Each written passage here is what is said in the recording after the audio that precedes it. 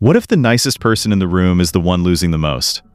That is a dangerous question, because for most of your life, you were probably taught the opposite. Be kind, be respectful, be helpful, be patient, be the one who understands, be the one who adjusts, be the one who makes it easier for everyone else. And on the surface, that sounds beautiful. It sounds like good character. It sounds like maturity. It sounds like the kind of advice decent people should follow. But here's the part nobody tells you when you are growing up. There is a version of being nice that slowly turns into self-erasure. You keep giving. You keep adjusting. You keep saying yes. You keep swallowing what you actually feel. And one day, you look up and realize something ugly. Everyone knows they can come to you. Very few people know how to protect you. You have become the person who makes life easier for everyone else, while your own life starts feeling heavier. If you have ever felt that, you already know why this topic matters. Because this is not really a video about being selfish. It is a video about the moment kindness stops being kind to you. And that moment usually happens quietly, not with a dramatic betrayal, not with some huge argument. It happens in tiny moments. The extra favor, the ignored boundary, the favor you did not want to do, the message you answered even though you were already drained, the plan you canceled, the money you lent, the emotional labor you gave away, the apology you made just to keep the peace. It does not look dangerous while it is happening. That is exactly why it works. People love the idea that good people should always be available, always understanding, always forgiving, always flexible, always the bigger person. But if you never protect yourself, other people do not usually thank you for it.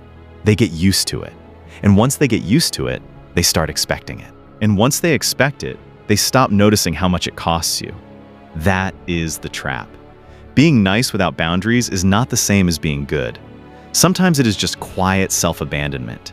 You know that feeling when you say yes to something you absolutely do not want to do? You already feel it before you even agree. A small tightness, a little resentment, that tiny voice in your head saying, "Why am I doing this again?" Most people ignore that voice because they have been trained to. They think guilt means they are doing something wrong. Sometimes guilt just means they are doing something new, something healthier, something that puts their own life back into the frame. That is why I do not like the fake version of selfishness people love to attack. I am not talking about hurting people. I am not talking about using people. I am not talking about becoming cold, rude, or cruel. That is not the point. The point is this: you do not have to bleed every time someone asks. You do not have to be accessible to everyone. You do not have to sacrifice your energy just to prove that you are a good person. Because if you never choose yourself, eventually there will be nothing left to give. And this is where the real split happens. Some people hear selfish and imagine a villain. Others hear it and realize it is just another word for survival. Those are not the same thing. A selfish person hurts others to get ahead. A self-respecting person protects their peace so they do not disappear. That difference matters a lot. Because the world does not always punish bad behavior. Sometimes it punishes good people who never learned how to say no. That is why people pleasers get drained. That is why the always available friend gets overused. That is why the person who helps everyone becomes the person nobody checks on. You probably know someone like that. Maybe you are that person. The one who answers fast. The one who is always understanding. The one who listens to everyone else's problems. The one who fixes things. The one who makes space. The one who never wants to be a burden. That sounds admirable. Until you realize nobody has ever asked what it costs you. And that is when the resentment starts. Not because you are evil, because your generosity has become one-sided. You keep pouring. No one refills. You keep showing up. No one notices when you are empty. And then one day, you start feeling guilty for wanting basic things. Rest, silence, space, time, privacy, respect. That is not selfish. That is human. There is a reason people burn out. There is a reason good-hearted people end up bitter. There is a reason some of the kindest people you know eventually become hard to reach. They did not become cold overnight. They became tired of being the only one who gave. Here is where this gets interesting. Most people do not need to become less kind. They need to become more selective. That is the real skill. Not be mean. Not trust nobody. Not treat everyone like an enemy.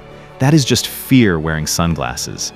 The real skill is learning when to help, when to wait, when to step back, when to say no, and when to stop explaining yourself to people who were never listening in the first place.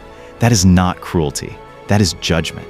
and judgment comes from experience. You do not get that skill by becoming bitter. You get it by living long enough to notice patterns. You help someone once and see whether they respect it. You lend support once and see whether they value it. You give your time once and see whether they waste it. You offer a boundary once and see whether they accept it.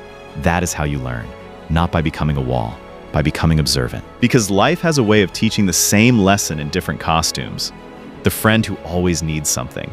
The classmate who only texts when they are stuck.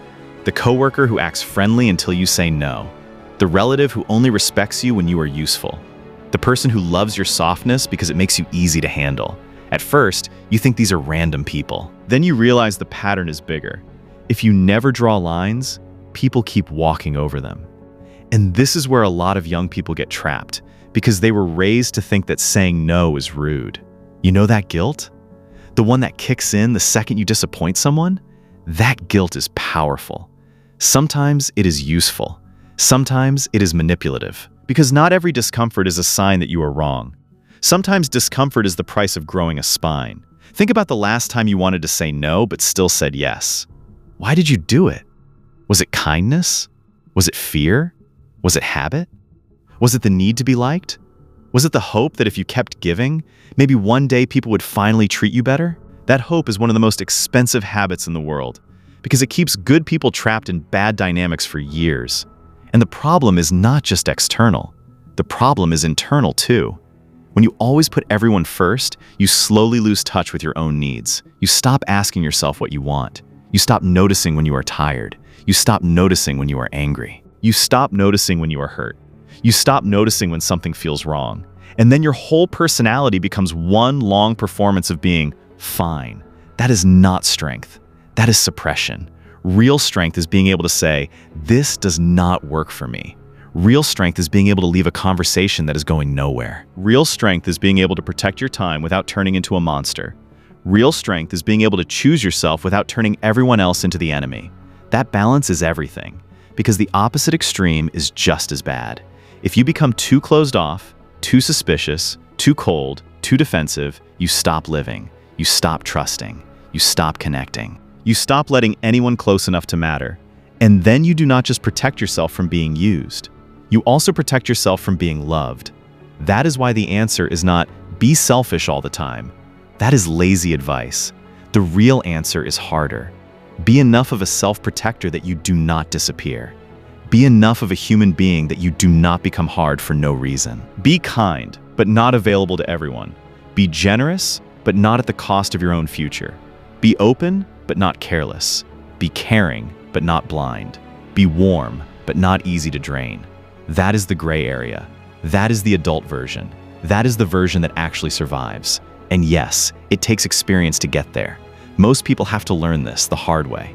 You help too much. You trust too fast. You say yes too often. You let people take too much. And eventually, something inside you changes. You do not become heartless. You become aware. You start noticing who gives back. You start noticing who only takes. You start noticing which relationships leave you full and which ones leave you hollow. You start noticing that peace is not selfish. Peace is necessary. There is a reason airplane safety instructions always tell you to put your own oxygen mask on first. That is not a cute metaphor. That is a survival rule. Because if you cannot breathe, you cannot help anyone else breathe either. And that same logic applies to your life. If you are exhausted, resentful, broke, overwhelmed, and emotionally empty, you are not helping anyone by pretending you can still give endlessly. You are just slowly collapsing in public. That is not noble. That is preventable. So maybe the goal was never to become more selfish in the ugly sense. Maybe the goal was to become selfish enough to protect your life, your time, your peace, your body, your energy, your future, without taking away from anyone else. That is the difference. That is the line. And once you understand it, you stop feeling guilty for every boundary. You stop apologizing for every no. You stop confusing being used with being useful. You stop calling self-abandonment kindness. And maybe, just maybe, you start becoming the kind of person who can give from fullness instead of emptiness. Because that is the kind of giving that actually lasts.